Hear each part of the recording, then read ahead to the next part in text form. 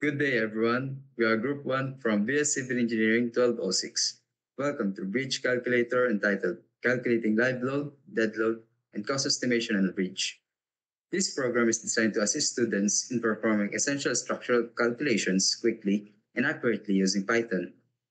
This first part of the program, which is the dictionary, sets up the foundation for storing and managing data related to different types of bridges in the bridge calculator. Next is the loop function. This loop function is used to keep the program running continuously until a specific condition is met. The while true statement creates an infinite loop, which will repeat the actions inside it indefinitely unless interrupted by an exit condition. Next, this if-else structure is used to manage a user's menu selection and handle different actions based on that input. And after the user input 1, the program will directly go to the bridge calculation of the program. The calculation function of our bridge calculator allows users to compute the dead load, live load, and cost estimation for beam, truss, suspension bridges.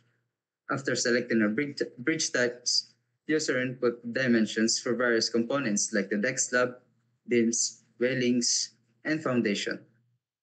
The program calculates the volume of each component, multiplies by unit weights for dead load, applies cost per unit values for construction costs, and uses a formula to calculate the live load.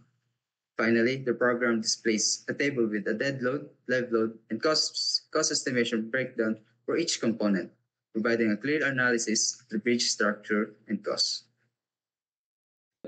Then I'll explain the add function. So in this function, the user can input or add any material for the bridge program. The user will choose between beam, truss, or suspension bridge. Then input the type of material, its cost, and the quantity. After that, the updated dictionary will display in a table format together with the new material that the user added. But if the user put other than these bridge types, the program will inform the user that the types of bridge was not found and will ask the user to input another bridge type. So in conclusion, this function lets the user to add another material between beam, truss, and suspension bridge. This feature allows the user to modify any materials previously recorded in the program's material dictionary, providing flexibility in updating material properties or costs as needed. Within this section of the program, the user is first prompted to select the corresponding number for the chosen bridge type. One is beam, two is truss, and three is suspension bridge. Subsequently, the user must specify the materials to be edited, followed by entering the updated cost and quantity for the material. The fourth category of choices of the user is the condition to view, wherein the user will again have a choices which calculation in those type of bridge they would like to view.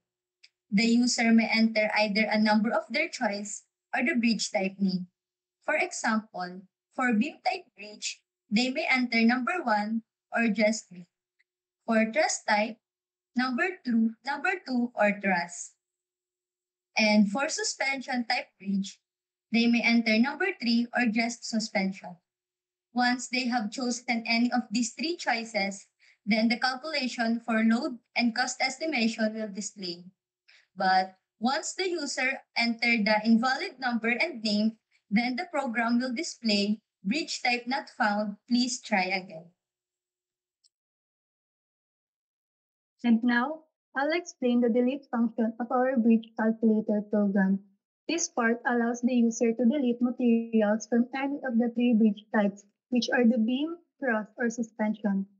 First, the user is asked to choose a bridge type. After that, the program displays the current list of materials for that bridge. The user then types in the name of the material they want to delete. If the material is found in the dictionary, it is removed, and the updated list of materials is displayed in a clean table format. If the material doesn't exist, the program lets the user know that it wasn't found and asks them to try again. This part of the program ensures that users can easily keep their material list organized and accurate by removing items that are no longer needed.